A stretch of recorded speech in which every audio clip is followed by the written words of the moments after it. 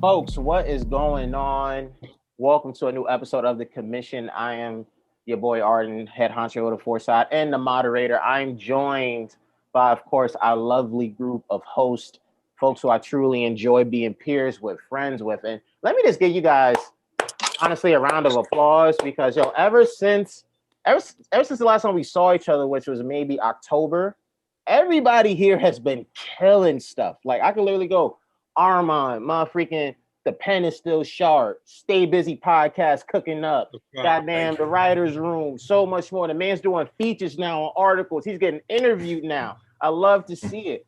Regina coming through, not only with the sharp pen, but the branding, just so much more. Yeah, I see the vision. She got the verified check. She got the verified check too. Check. You dig what I'm saying? I'm loving it. Motherfucking Imani coming through.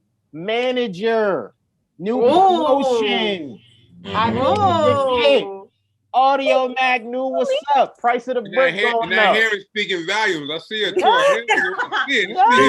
Get a promotion, you could lay your hair away. Yeah, super proud of Imani. Super proud of Imani. And lastly, our guy Staley, man, Rod, continuing to get the numbers up.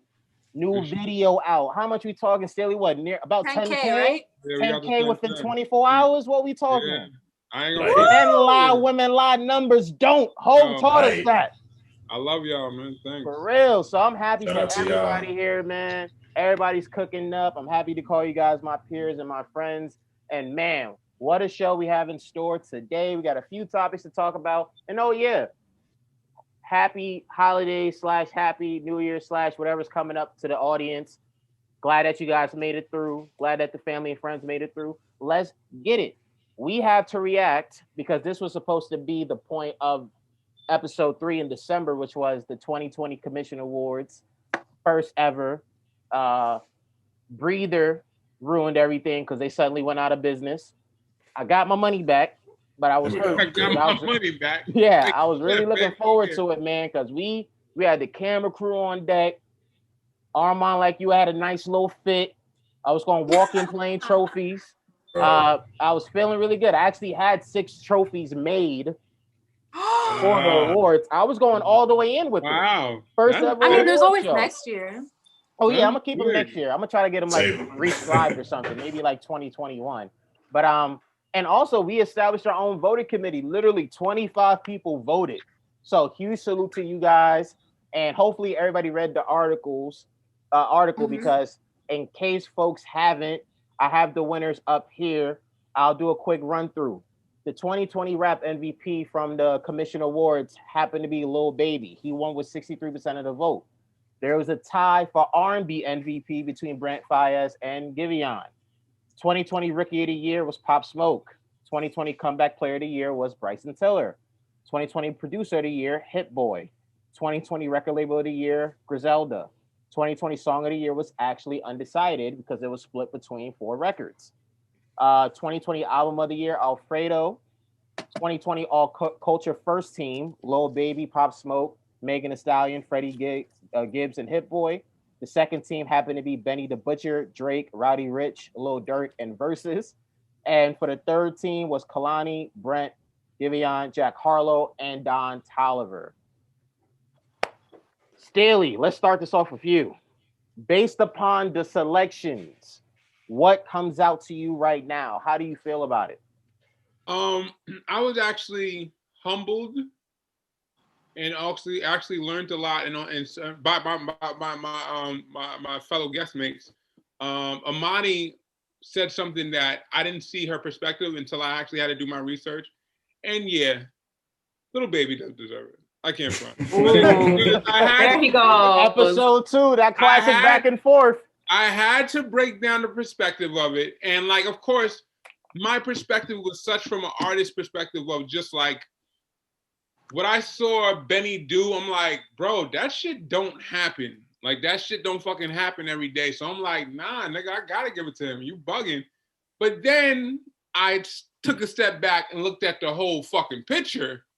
And yeah, this nigga Lil Baby is bugging. So I can't front. Like I can't stop. Like it just came to the point. And then also when I brought it to my peers, the niggas is like, my nigga, don't get twisted. Benny was doing his numbers. You been paying attention, little baby? I'm like, yeah, I've been paying attention. She's like, nah, my nigga, I don't think you're paying attention. This nigga's wilding. And then I had to do my research and like, yeah, he was wilding. Like he was, yeah. So yeah, he was wilding. Yeah, he was wilding. Like he was wilding. So I'm like, yeah, I can't front. Like, I had to drink that tall glass and shut the fuck up. And yeah, I had to do that. I drank the tall glass, tall one. And yeah, I respect it. On that note, how do you feel? Oh, fuck your team, man. Oh my God. Oh man, Imani. She was ready. Justice. Justice. Reparations. You mean in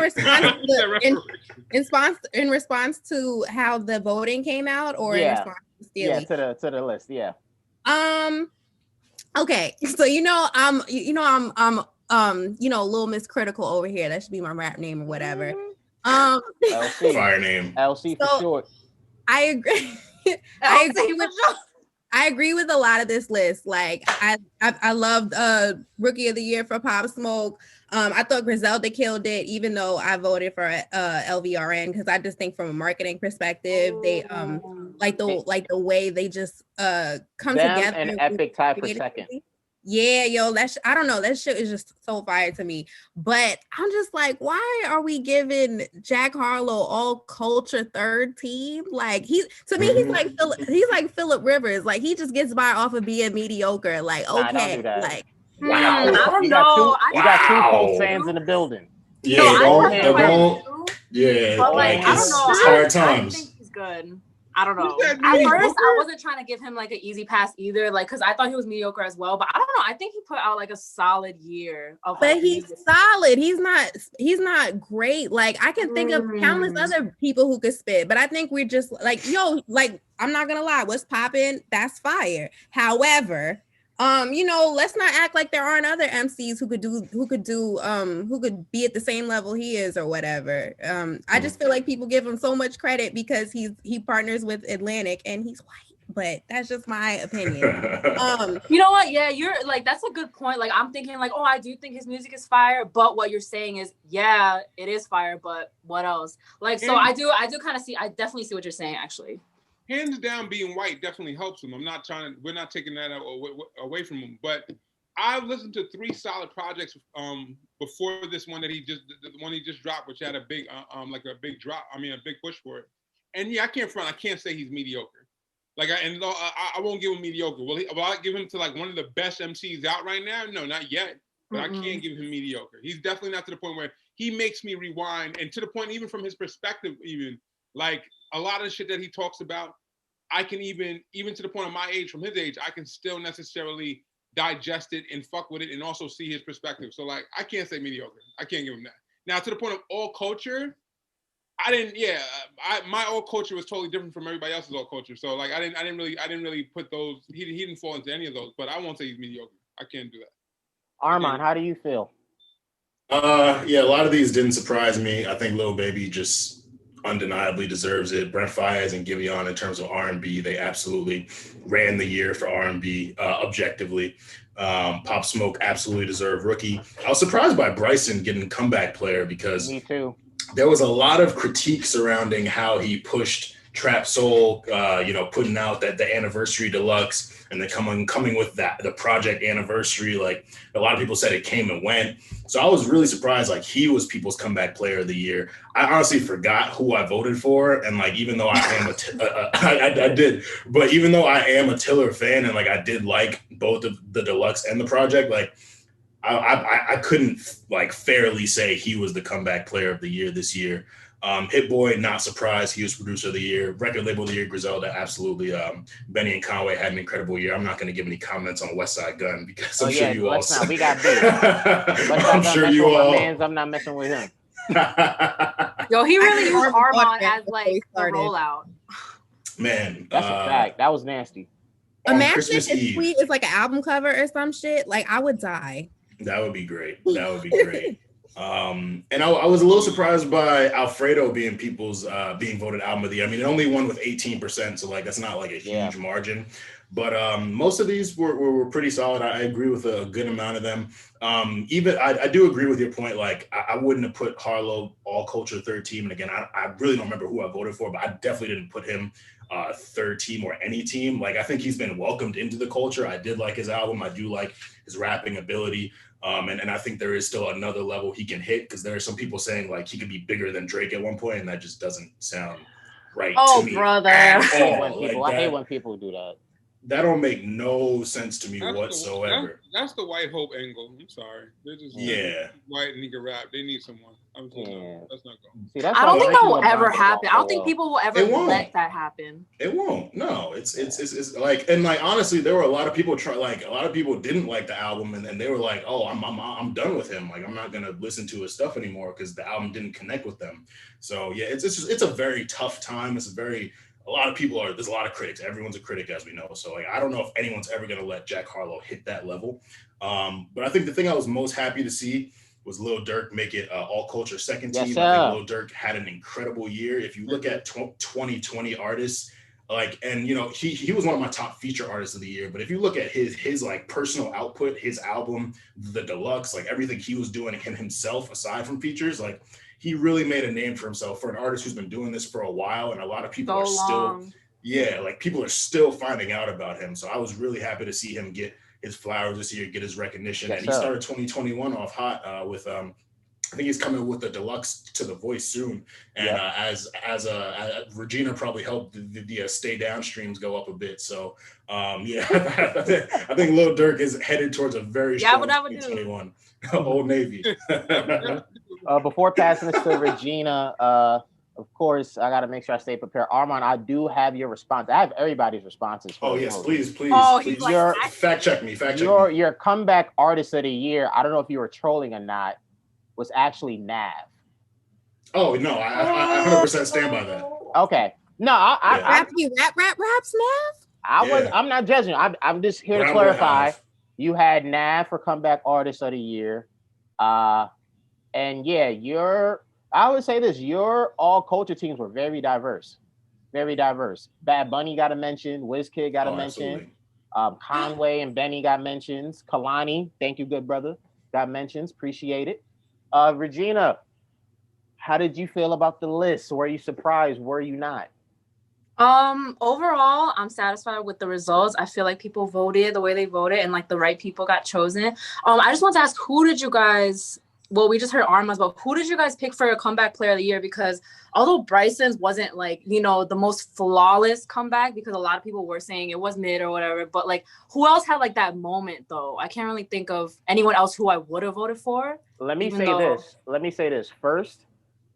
Out of all the awards that got reacted to privately on the 4-side accounts, it was comeback player of the year. A lot of people had strong feelings about Bryson. Who was the other choice that people were saying?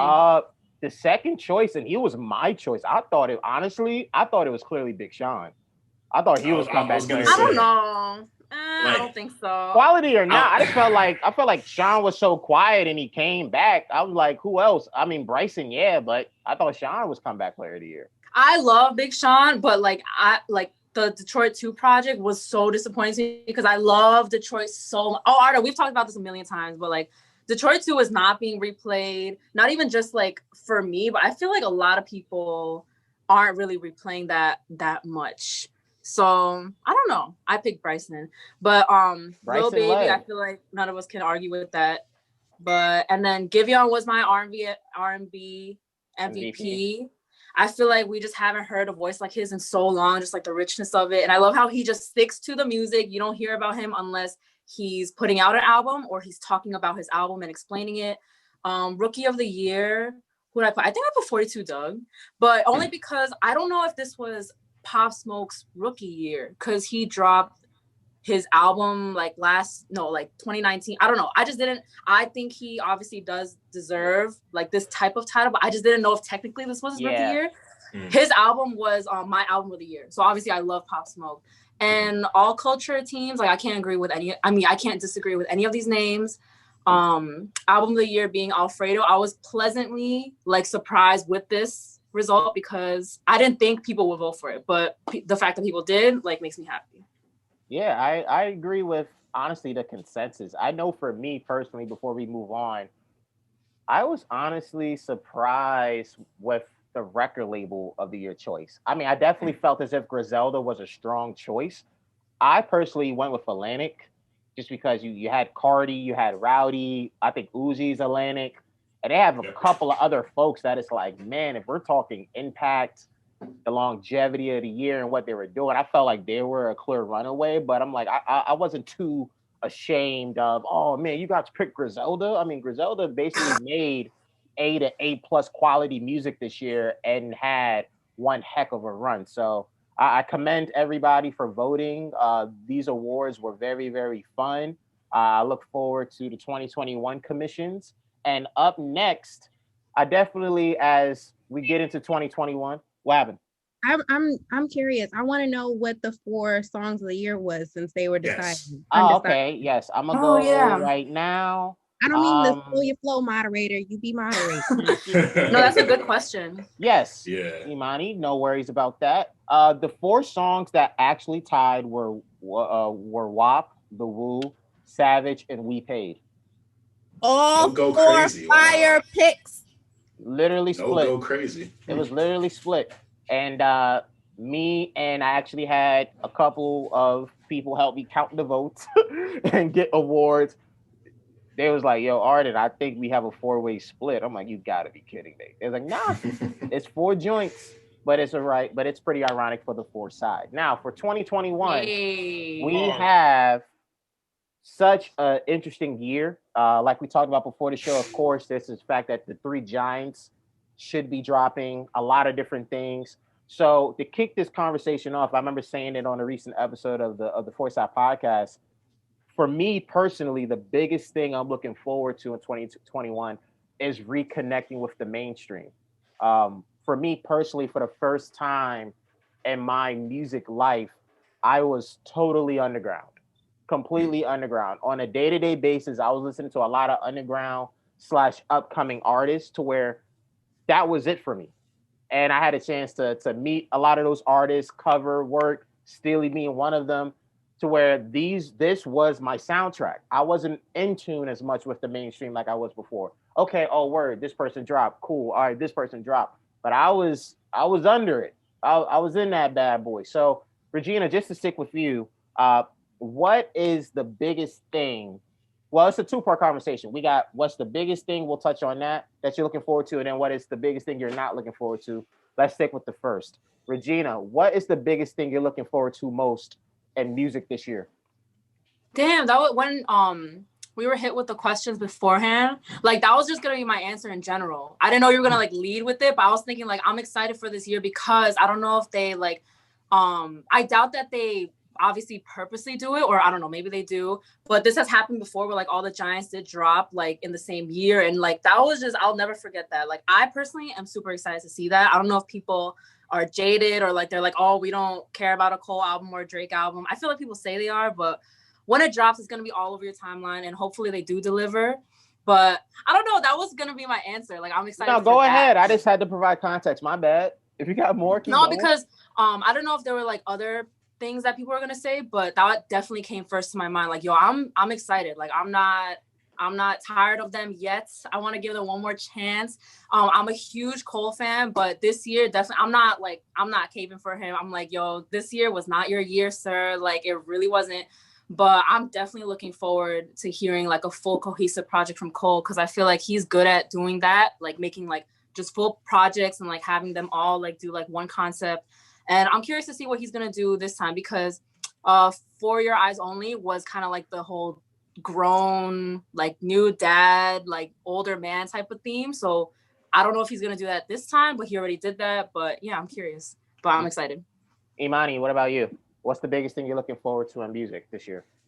Concerts. I'm sure everybody can agree. Like it's just as simple as that. Just being home is great, and probably the safest thing ever, but I just know certain records don't hit me the same because I'm not like at a huge venue, and I'm such a visual person that like when I hear certain music, I can definitely see it. And I miss live performances so much because I miss like instrumentation. Like I just miss live bands. I mean, we have a lot of other content where artists are able to pair with instrumentation, but it's just not the same when you're actually there to like actually feel the room. One thing I'm not looking forward to in music, and although I work in streaming and I understand artists got to get their coin, please, I can't deal with a pandemic and deluxe albums, everybody. I'm over deluxe albums. And I get it, like, this isn't a new trend because deluxe albums have been a treat for fans in the past, but it's not a treat anymore. It's a rollout and a gimmick. And lately it's underwhelming, and it's like overwhelming and underwhelming at the same time. You're giving me throwaway tracks and combining them into a whole new album that I'm supposed to listen to, and it's supposed to be marvelous and over the top, and it's not. I'm over it. Please, no more deluxe albums. That's the deluxe albums. Defund deluxe albums. And you find another way to stream the music. I'm tired. I wonder if they genuinely, to speak to that, I wonder if they genuinely do keep the gold for the deluxe album, or they're giving us throwaway tracks. Like, are they really thinking like, oh, I'm gonna save this for the deluxe on purpose, or they just want to like put the throwaway track? Because certain songs like typically fit towards like the theme of the regular album. I think they're just like, all right, this is what I think. I think the label is like, yo, I bet we gonna do, I'm just throwing a number out there, we're gonna do 17 songs, and then whatever other songs you wanted to put on the album, we gonna save that for the deluxe. Also, a lot of the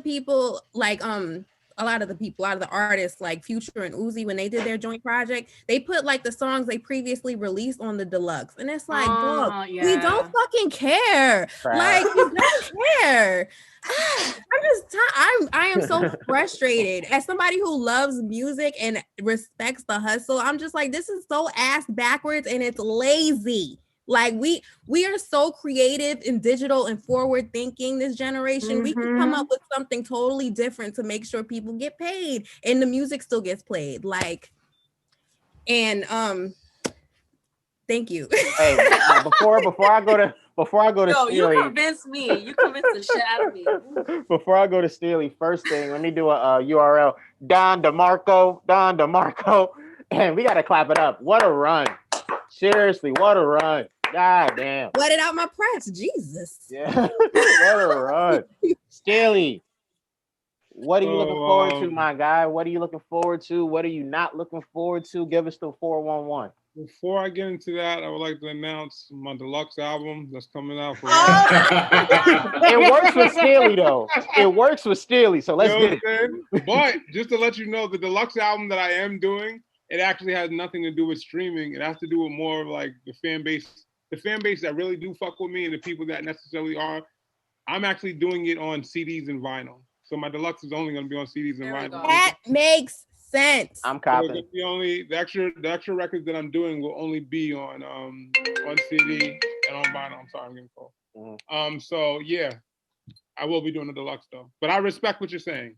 Oh man, I constantly shoot myself in the foot on this show. No, there you go. No, it's also at the same time as certain artists, like for me, the only reason why I'm necessarily doing the deluxe is kind of like, you see your streams, you see your the numbers that go up on the internet, but you also want to make sure that you still necessarily have that pull with like, grassroots growing up to grassroots promotion where you'll hit people or do a show and see who the fuck's gonna come out and really who's gonna fuck with you and who's actually gonna, actually buy your shit off the strength. And so what I've always done, even though like I'm always putting it out on streaming services, I'm big on collecting these emails. I'm big on really talking to my fan base. I'm big on really hollering at people that fuck with me. And like before I even did that, I kind of hit them up and said like, yo, like we have a email blast, and we're like, yo, would you guys like a deluxe album, but only you guys would get it necessarily on a CD or on vinyl? And like, yeah, the response back from it was big. Even though some people said, yo, I would love the CD or the vinyl, but I would also like either like some type of hard drive or something like that for us to play it, because I don't got a fucking CD player, bro. So I don't know how you want me to play it, and I don't have a what's name. But I respect what you're saying about the deluxe run. It definitely, a lot of times when niggas give music that's just trash, or it's at the point where it's just, you could tell that this is just necessarily a money grab. You're not trying to actually really fuck with us. So that's that. On another note, I'm looking forward personally. I'm looking forward to going back to touring, bro. Like I haven't touched the stage in a year and a half, and me as an independent artist, and something like that shit is your only real reward. Like everything else is good, but the reward of seeing people really fuck with your music and really going out there and really touching the people. Without that shit, son, like we literally die. Artists, we die. We kind of don't even understand our purpose at that point when it comes to necessarily creating, because that's just the instant gratification that you get from seeing people really fuck with your music, and people that'll let you know also about like, yo,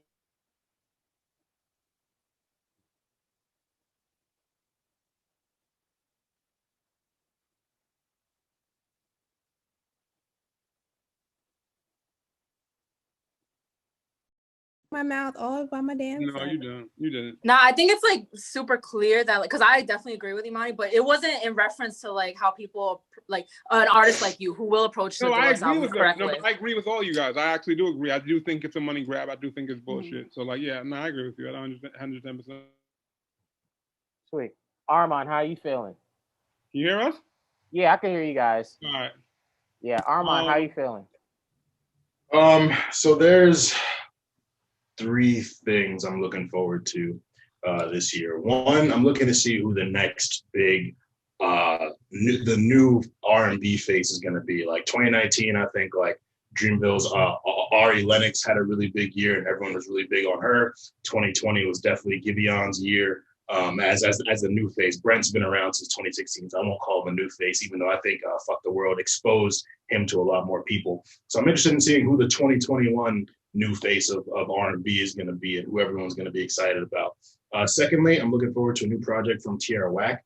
If I remember correctly, she hasn't dropped since 2018 with Whack World, and I love that project. It was so unique, so artistic. Like I'm still so just captivated by the 15 songs, 15 minutes concept, and like, you really get locked into how great a song is, and then she just takes your attention in a completely different direction. So I can't wait to see what she comes with next. Third, Future. I didn't like his 2020. I didn't like High Off Life. I wasn't really big on Pluto, Baby Pluto. And I was thinking about it. I was like, yo, Future's kind of had these years where like he's always gonna be big. He's always gonna have dope features.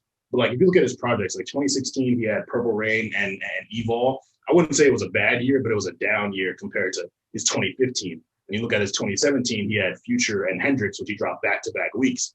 And then 2018, he had Beast Mode 2. I think I might be forgetting another project. That was like an A year. And in 2019, he had Wizard and Save Me, which I thought were really good. So it's like, all right, he's kind of been going back and forth in terms of the like quality of in terms of the quality of his projects. His features are always solid. We're always going to love Future. So I'm like, all right, 2021 hopefully will be a really, really big year for him. And I personally have him on the clock because I was really disappointed by High Off Life especially. So those are my 3 things. No, I love that. I love hearing what everybody was saying, and even with what you're saying, Armand, too. Before we go to the next topic, just like the theory of on the clock, that's real. Because when you do start looking at artists and you start seeing the different stages that they hit in their careers, you start realizing that, yeah, it's really now or never, or they're entering another now or never period. I know for me, and again, I said this recently on the podcast, but I remember thinking I remember looking at Meek recently and going, yo, bro, like, you need something this year. Like, we're really going on years since championships.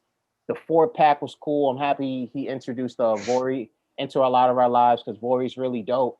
But I'm like, yeah, Meek, you're on the clock, man. Like, it's getting to the point where some folks are forgetting the fact that you dropped such a awesome project in championships, which was really a moment for end of 2018 and throughout 2019. So I'm there with you, Armand, when it comes to just the whole on the clock thing. And even in general, man, I think this year is going to be a year in which a lot of folks are going to be looking to rebound. A lot of folks are really going to be looking to elevate because 2020 was so unique, to say the least, because of the pandemic and who was dropping and who wasn't.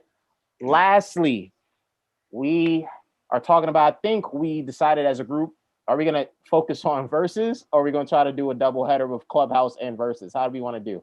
I think Verzuz ended up getting the edge.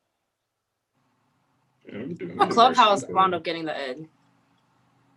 You can do both. I'm down for whatever. All right. Well, let's start with Verzuz, because there was a great point Armand has said that really resonated with me, and how I don't really get invested into Verzuz that much in terms of how do you really watch a battle, and then of course how do you judge it. You see one half of the crowd be like, oh man, this person had the bigger hits, they won, and then you have another part of the crowd that goes, oh man, this person had the better records, they won. But there isn't a consensus, at least from what I've saw or seen, about what makes a versus battle works and who actually quote unquote wins. Steely, from what you've seen from these versus battles, how does one actually judge it? Are we going off the hits? Are we going off of what was the better record? Like, how does one actually judge it so they could enjoy it more? Well, all right. I got a couple theories. First thing is the versus battle is the early URL stages where they didn't get judged. The battles will come to the point where now you just want to create just to the point of a conversation of who you thought won and who you didn't. So no one actually ever leaves and sits there and says this person clearly won or didn't. Now it's to the point where we leave it to the people, and some people might feel like this, some people might feel like that. We're not actually documenting no numbers. So that's one thing. But also to the point of the impact of the person, I think something that shows also is how much people you bring to the actual fight. When you bring so many people to the fight, that also shows okay, these people are a big deal because obviously they have a great fan base that for example, the Ashanti and what's the name? There was 1 million people at first. So I'm all right, we know Keisha Cole, but we know that people really wanted to hear that. Another thing also, your rollout. Your 20 songs, how you execute your songs is a big, big deal. If you don't know how to execute your songs, you can very much so lose a versus. And also, you also have to look at impact. Sometimes we'll sit here and we'll look at something and we're like, oh, this person has way more hits. It's a no-brainer. He's gonna body him. But then you also gotta understand is you can have hits, and sometimes hits can be massaged and marketed really well. And then sometimes you can have records where it literally impacted a culture and you remembered it. When Kiss and Fab did it, I'm happy you said that. I'm not gonna front. I was like, I don't know, Kiss, nigga, Fab got these fucking hits. But then I watched it and I said I had to apologize to Kiss because it's not like I counted them out, but I was like, oh shit, you made me forget about all of. Oh my God, I remember where I was at when you dropped this. Oh shit, I remember what you did when I was here. It gave me nostalgic feelings where everyone in the live was like, oh shit, this nigga's bugging. I totally forgot about that. I remember I was in school when this happened. Or I was doing this. It brought that nostalgic, which then showed that just because you sell more records and appeal, because it all depends on what your versus is. If we're talking about the culture, if the culture's in a room, sales doesn't always matter. Just because you sold a lot does not always fucking matter, because you could have had a great marketing team and you sold your shit a lot, but that don't necessarily mean that it impacted the culture. And that's also what comes down to the point of versus. And then I'll bring it back to Shanti and Keisha Cole. How you handle yourself can also fuck up battle. Because a lot of people was like, yo, I'm not gonna front. I'm a big Keisha Cole fan, but I'm not fucking with her right now. I'm sorry. That was just that you made me feel some type of way, which at the end of the day, that's not gonna take me away from me being a fan from somebody. But now if we're talking about a battle and how you handled yourself, maybe that can affect you. So it all depends on how you see it. I don't know if I answered the question. No, you did. You answered it just right. Armand, how do you feel? How does one actually judge and enjoy a versus battle entirely? Yeah, no, there's a lot of different aspects to it. And I think I get frustrated because a lot of people sometimes focus on one thing. Some people will see who's battling and they'll just go to the Billboard charts. Oh, look at these numbers compared to these. And I'm like, yeah, a song might have charted, but as Steely said, a song might not have impacted the culture. Especially, and with a lot of the acts that are in verses, they weren't in their primes during the streaming era. So I'm not gonna say oh, their songs might have streamed better. But we've seen, a song that streams well may not be a cultural hit. It's not something we hear at a function and we go crazy.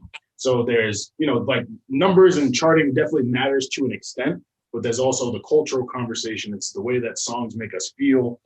It's how things are arranged. It's the person's energy. Like Ross having someone come in to massage him while he played one record. That was just, it was just so cool. Like you had to give him that round because it's like, yo, like he really planned this and like he really wanted to make it a moment. I remember 2 Chainz did an interview after his and he was talking about, yo, man, I played plaque after plaque after plaque. And it was like, yes, you know, for me, because a lot of people will bring up like the endless, incessant Chris Brown Usher conversation. Everyone's like, yo, Chris Brown has such a larger catalog than Usher. I'm like, it don't matter, bro. Like Usher you got it bad. Burn. Yeah. Confessions Part 2. Moving Mouth. It's like those impact records. Yeah, it's like records that have stayed with us longer and just make us feel a lot more different than a Chris Brown Loyal or a whatever Chris Brown. Chris Brown has hits. Like I do think it would be competitive to an extent. But if we're talking like Usher and just his impact and just his place in R&B, like there's really nobody beating him. So like it's really case by case based on the battles, but I really hate when people try to limit it to, oh, this person just has more music or this person's charted more or this is my favorite song. Because like your favorite song, it might be a hit to you, but it's not a hit to the culture. So it's like, you know, something might play during a battle and it might excite you. But then if the person they're facing comes with a counter that's just like undeniable, it's like, bro, I'm sorry that's a good record, but like we know what this record did on the radio. We know what it did when we were able to be outside at brunches and day parties. So there's a lot of different aspects to it. And like, you really can't limit it to one thing. But I think like at the end of the day, it's like those records that just make you feel something. Like you hear it and you're like, oh man, nah, there's nothing beating this. Like that beats a chart to me every time. Hey, Armand, before I pass this to Imani, what you said last was real. Cause I remember at the beginning of the Verzuz phenomenon, and I remember when folks were randomly talking about like Thugger and French or just like these random matchups. What? Like it was a random timeline thing and all that stuff, and it gained a little steam. See, Armand shaking his head because he remembers too. it was Kendrick and French. Yeah, Kendrick and French, and then like French and Thugger, and a whole bunch of weird stuff. But either way, before I kick it out to Imani to make the 3, it was like that thing again about like the impact. And how, like, even when you talk about certain artists, again, it's like, yo, such artists may not have the number of Billboard certifications or whatever, but folks remember, and even give credit to Steely, like, folks remember where they were at. Like, I remember talking about French, and folks would be like, oh, that's your New York bias. I'm like, to an extent, but I remember traveling and hearing French everywhere. Like, the Coke Boys movement, everybody at one point was influenced by French and hitting those records. And it's like, so what about the certification? The man had moments like in the impact. So I'm happy you two brought that up. Imani for 3. What's up? Ironically speaking, points were made. Everybody pretty much hit the nail on the head very well. And I can relate. And if anything, it's hard to judge a versus battle because I see the consensus on social media is like, oh, who had the bigger hit is what people usually go for when it's like song for song. But somebody like me who's more analytical, I'll be like, okay, well, this was produced better, or like I like this song more, or the songwriting was better on this one, or this is just judging the overall, like what's the better song here and why. But I don't know. I'm not interested in verses anymore unless they're like actual like prolific moments. For instance, the last time I tuned into a verses was Gucci and Jeezy, and that's strictly off the fact that when were you ever gonna see them in the same room competing, and it didn't end in like bloodshed. So, and the fact that they performed so icy together, it was like some Disney moment, but it was like I never thought I would see it. Like 2020 was literally like one of those years. Like, what the fuck is going on? And I don't know. I think Verzuz needs to rebrand to something else because I thought it was for people who like really cared about the music, because it started off in like the hype of like wanting Swiss and Timbaland to do a beat battle, and I was super engaged, especially when they involved other producers, other DJs, because personally for me, I'm just a production fan, so I just love the beat battle essence of it. But then it came really commercial with the whole overstaging of the production, and it's just like, yo, if I wanted to listen to these songs, I could do that myself and have my own verses. Like, I don't want to sit for 1 to 2 hours and watch people play songs that one, I already know, and two, that I can already formulate my own opinion about. So it doesn't make any sense to me. So, oh yeah, my bad. With the hand raised. Okay, wait. I'm sorry. I just got a really good question. I'm going to ask her and then everyone else. Would you be interested in it if it was a concert? Yeah, that's definitely. what I was gonna say. I feel like that's my bad, Regina. My bad. If they could, that's why I specifically said rebrand. Like if they could rebrand it into like touring, like outside, because I feel like if you feed off of the fact that nostalgia is big right now, people want to see their favorite artists together, or you know, compete for head to head and reminisce and shit. Especially when we seen the how good the reunion tours have been doing, like Bad Boy, and you know, the Rough Rider shit, So Def, blah blah blah. So I don't know. I just think they need to just, I don't know, just start all over. I get it. We're in a pandemic. It's not a lot to do. This was one of the babies that happened in the midst of it. So they're just keeping it going. And it's big right now. They have huge partnerships, liquor partnerships, Apple partnerships. People are tuning in. It's like, it's breaking records constantly. So, and the artists are capitalizing off of it because they get to release new songs and then the hype and then blah, blah, blah. Long story short, I don't know how to judge them, but I could judge them a lot better if I actually wanted to watch them. That's real. Regina, as somebody who actually scored a Verzuz battle recently with one of your newest articles that got some crazy hate from that guy you was posting on your story who really I could have just blocked him, but it was so entertaining, honestly. And like the way that my friends, like without even me asking them, they all like started firing his ass up. I was like, oh, thank you guys. But I'll end this off by saying I feel like there's just no way we can judge a Verzuz because it's just so like not that the production is unofficial, because clearly it's official with the Doritos sponsorships and like all the production. So the event itself is super, super official. And that's amazing because, you know, it is a baby of 2020, as Imani just said.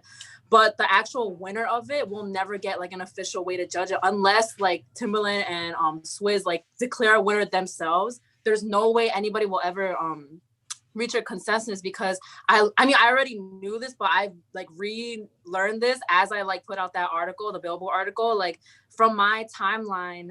And obviously that's biased because obviously it's my friends and all that, but I didn't think it was just my timeline. I thought overall people thought Ashanti won.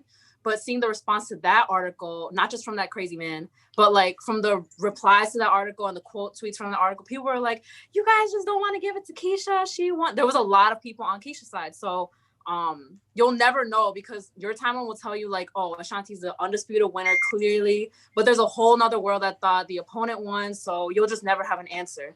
And like, I agree with what Steely said. Like, it's really, really, really important how you carry yourself because for example, the buzzer beater, the last song, both ladies were like, you could tell they were unaware it was the 20th round. They were both like, oh, really? So Ashanti pulls out her biggest, like, you know, her most well-loved hit that everyone loves. And then Keisha uses that last moment to play a new song. Like, she uses the critical moment to play a new song. And obviously you have to capitalize on the moment. But like, I think that decision wasn't the best decision. So that also played into why I feel like people thought Ashanti won. But I say that to say I'm hopeful because the thought of a live Verzuz excites me so much. Like, I know battling it's obviously not a new thing. Like, people have obviously had live battles, but to take the Verzuz name and then make it like a live concert series, like imagine people think Cole and Kendrick, I don't know Kendrick, but people think Cole is losing steam. But like seeing him in like a live Verzuz battle against Kendrick or something like that, that excites me so much. And like, there's so much potential. So the possibility of a rebrand, I feel like the future is looking bright for Verzuz. But in terms of like the question, there's definitely no way to judge it at all. Hey, like the winner. Great answers by everybody. And even with the rebranding point, before we move on, I remember as somebody that, you know, that wasn't really in the Verzuz like that, minus a few battles, because like I've clearly stated, just the whole how do you judge and the different opinions kind of like turned me off. That's why, and Steely will tell you, because I remember telling Steely this when I thought about it, that's why I'm trying to do the Verzuz spinoff of like one of one, where you just have fun, you have artists, you know, go against different versions of themselves. And I got to give credit to Wills and I, because we smoked our Wayne battle. That was a lot of fun. Yeah, that was a lot of fun. And we got some coming up. Armand, we got the 4-way Drake battle. Imani's in the whole battle. So yeah, we're gonna cook up. And honestly, I mean, we'll talk more about it off air, but I think I found the right medium for it, so I don't freaking get sniped offline by playing the music. But lastly, as well, second half, we could quickly touch on Clubhouse, and I guess what people would say is its brief stay within hip hop. Clubhouse was this still is this very exclusive audio based app slash social media platform that initially was for Silicon Valley. A lot of people that worked in finance and tech, and over the last few months really gained a lot of steam as more Black creatives or slash people from the music industry and much more joined it. We saw a lot of good stuff. Shout out to the Lion King folks. We saw a lot of bad stuff, aka moaning rooms and much more. And now it looks as if it's at a point where maybe it's died down, maybe it's not as lit as it once was. Regina, is Clubhouse in good shape right now, even with or without the folks that joined it? How do you feel? I'm a bad person to ask this question because I despise Clubhouse. Like, I don't know why, like, but I have to fight myself from like tweeting anything about like, oh, I hate it because as I said before, like I just like letting people enjoy things. Like if I liked Clubhouse and I saw a tweet like, oh, this is a terrible app, I'll reply like, oh, then just don't use it. So I'm just not using it. I was on there like early on, and it was cool because, you know, like that was when like the welcome rooms were like a really big trend, and I felt the great vibes. But now I feel like my biggest thing with it that I don't like is like it gives people like who really are dying to have a platform, like they're just giving them the room. And once they get on that stage and like have like a lot of people in the room, there's like the superiority complex that I don't really like, because sometimes the points aren't like, you know, backed up and whatever, and people are just like gassing it. But I think when used the right way, the potential is beautiful. Like, I think the concept is great, but just me personally, I'm definitely not reaching for the app. Like I got like jaded real quick once I saw like, I also don't like mentioning it because it just seems like, oh, now that a lot of people have access, now you hate it because it's not exclusive. It's not that at all. It's just like, I feel like I don't need to be in every room and in the mix when I don't have to be. And it's just like a lot of people are tweeting about it, like just to show off that they do have access to it. But I do end that like saying like, I hope it does flourish. Like, I'm not rooting for like the demise of this app at all. I think it was birthed with like the like good intentions. And I obviously think that hip hop and the Black culture like obviously is propelling it. And now it's like on headlines everywhere. But personally, I'm not really fucking with it right now. I'm not really like a big Clubhouse fan. Mm-hmm. Staley, how do you feel? I'm split down the middle, but I'm not split down the middle. I fuck with Clubhouse because of the strength of like, as an up and coming artist, or just as an independent artist, as an independent artist, necessarily, there was a lot of different things I was able to find, information I was able to find, different people I was able to connect with that were about putting you with the right people, like syncing opportunities that I got and different brands that I fucked with, different DJs and producers that I found. I was actually able to like connect with them. Also on some real estate shit, I was able to connect with them where like I actually got to a real bag. Like, so like, yeah, that was dope. I think the problem with Clubhouse is the guidelines of certain people necessarily calling themselves professionals when they're not.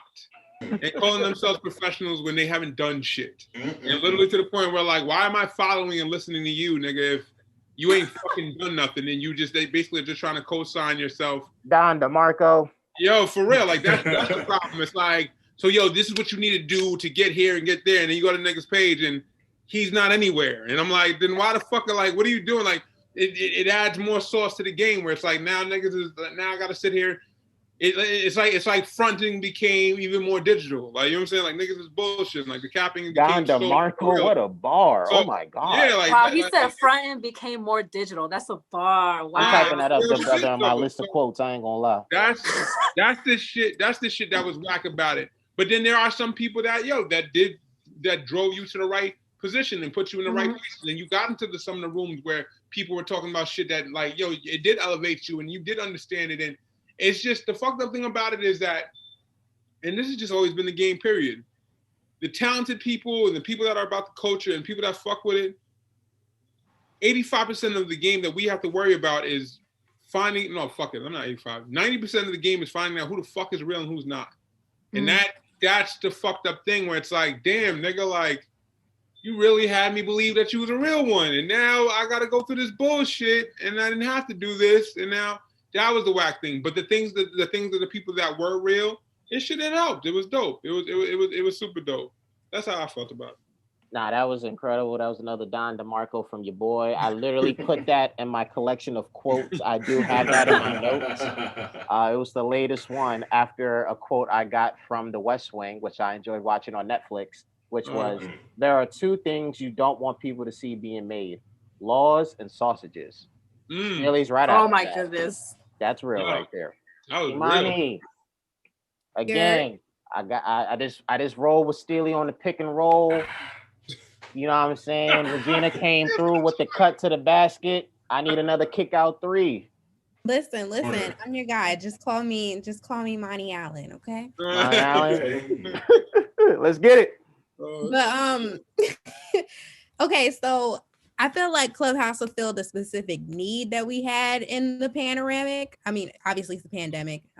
For people who don't get the reference. Yeah, but and the pan pizza. in the Panera Express, child. Pancetta. the Panda Express, the Panera Bread, the Panama Canal, whatever. We here. In the Panasonic, we missed out on a lot of panels, and panels were really insightful, informative, and they were a great networking tool. And Clubhouse is basically an audio panel. Like, you get to hear expert advice at times. I have listened to it. It has been expert. And you get to network and kind of kiki and woo ask your questions, blah blah blah. So it definitely fulfilled that networking need. It's clear that a lot of the people in entertainment are clearly lonely on there because they be looking for people to talk to, people to share a game with, and people to moan with. So I personally, I have a love-hate relationship with the app. Like Regina said, it when I don't like it, I just don't use it. But when I did start using it back in October, I did find a community that I was able to build and establish with on there.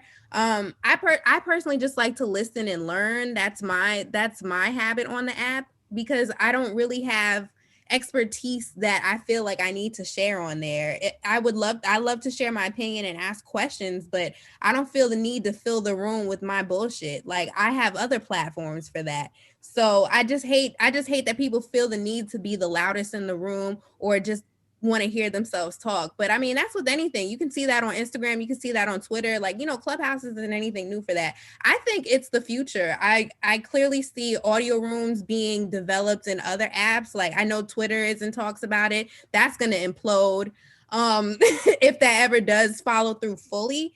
But I don't know. Clubhouse and I just stay away. And when I am on there, I just make sure my time is useful. But that's just like most social media. Like, you got to make room for what you can and digest the other fuckery. So, well said. When Twitter launches those rooms, it will literally be the fact that they woke up and chose violence. And they already did. That's what America does every day. Like, literally, like last week, I saw a room at the top of my timeline. I was like, because like really next to where like all the fleets are, I was like, yo, what is that? So I clicked it. I was like, oh, this Twitter Clubhouse shit is here. Oh my god. Oh, that's crazy. Yeah. Scary freaking hours. Armand, to close it out. Balls in your hands. ISO. Let's get the finale. So. I agree with a lot of what was said already. I too have a love-hate relationship with it. I got invited around September, and it was exciting because it was two people that I really look up to who were like, yo, we're about to start this room to talk about Drake and who the next big artist is going to be. And like, we want you to talk about it. I was like, oh, great. Awesome. Cool. So I jumped in, we had a really cool conversation. And then I saw within a month, like, a lot more people. There was a big flood because like the conversation grew on Twitter and there was a lot more traffic about it, a lot more traction. And then like, industry people started jumping in. I remember when Joe Budden came in, he had a huge welcome room and like a whole bunch of nonsense started from there. And so I've seen it. I've seen the timeline of Clubhouse go from, you know, really productive, really cool, really exclusive. Not that I care about the exclusivity, not that I'm looking to be one of a few in the app, but I've seen it expand. And it's like, you know, we talk often, like, for example, when like Black people are traveling to a certain place and it's like, oh, like everyone's saying like this travel venue has lost value because like Black people are traveling there, which isn't the case. With Clubhouse, it was like, you know, I don't want to be one of those people who acts like more people being on it makes it negative. But we have seen that a lot of people who don't necessarily need to be there are there, and they're having these weird, nasty, just unproductive conversations. People pretending that they're A&Rs, people pretending they have these experiences and that experiences. And then a lot of people treat it like it's like First Take on ESPN, where they're just talking about it on Twitter. And it's like, when I see the Twitter commentary, I'm like, oh, I'm just not going to go into that room because I don't want to be in there. But there's a lot of nonsense, a lot of stuff that doesn't necessarily need to be talked about. I said this off camera before we recorded, but like 2020, 2021 Clubhouse is like the 2019 think piece. Like everyone was think piecing things that didn't need a think piece. And it's like a lot of the negative aspects of Twitter have found their way to Clubhouse, but it's like on Twitter, you could just mute someone, you could block them, you could unfollow them. Clubhouse, you have to hear their voice if they're allowed to be a speaker in a certain room, which is really, really annoying. But so I personally keep my distance from the app. And I remember when I first got on, I was excited about it. I was like, oh, this seems really, really cool. And then when one of my homies who's older than me, he was like, yo, that app is stupid. Like it's definitely going to go to shit within a month. I was like, what, man, stop being so negative. And then within a month, the app went to shit. I was like, man. But there is a lot to gain from it. Like Steely said, for an independent artist looking to connect with producers, actual A&Rs, people who do marketing, businesses, like there's a lot to gain from it. For someone like me who's kind of just chilling there, just like, you know, jumping into different rooms, whatever, like I'm like, I don't need it. So I personally stay away from it pretty often. I think the last room I jumped in was like there was a room that like the Black alumni at Cornell started. So that was cool to connect with a lot of Black alumni at Cornell. Like that's a productive aspect of it. But as far as like the people who wanted to talk about Jack Harlow's album cover, or people who want to be like, yo, are Black people really Black? Like stuff like that. I'm just like, yo, like that's so stupid. Like it's certain thoughts you can just keep to yourself and you don't need to make a Clubhouse room about them. But I think the app is going to go on. It's going to live for a while. Like 21 Savage has become the mayor of Clubhouse. He's really on there like all day, every day, hosting rooms, talking to people. And we've seen a lot of crazy shit, like Tory Lanez jumped in a room and was trying to defend himself, and just a lot of wild shit. So like, you know, I personally am not the biggest fan of it. I do see the good in it. It's amazing to see how much it's grown in these last 4 months. Like that's really crazy. But yeah, I just personally don't really use it much anymore. Yeah, and I agree with what everybody said as we're wrapping it up. You know, for me, my biggest thing was always, I think it's still very much meant for a certain group of people, not necessarily race related, but more so it's just interest. Because even while certain parts of, again, our industry, our culture, much more have entered and left and done good and bad, that particular group of people are still rocking and only getting bigger over there. And Clubhouse hasn't taken any losses from that. So I think what everybody said is pretty accurate. It's not only about how people are using it, but it's also the fact that its core groups, interest-wise, background, et cetera, they're loving it because they're in their own worlds there. And you know what? You gotta love it, and you gotta do what you gotta do with it. But folks, that is episode 3 of The Commission. Thank you so much for listening. Thank you so much to our awesome group of co-hosts who continue to do their thing and do it extremely well. Make sure you be on the lookout for this. We will be back in person in a couple of months to record episode 4. I'm looking forward to it. This is Arden from Foreside. Holla at you, Guala.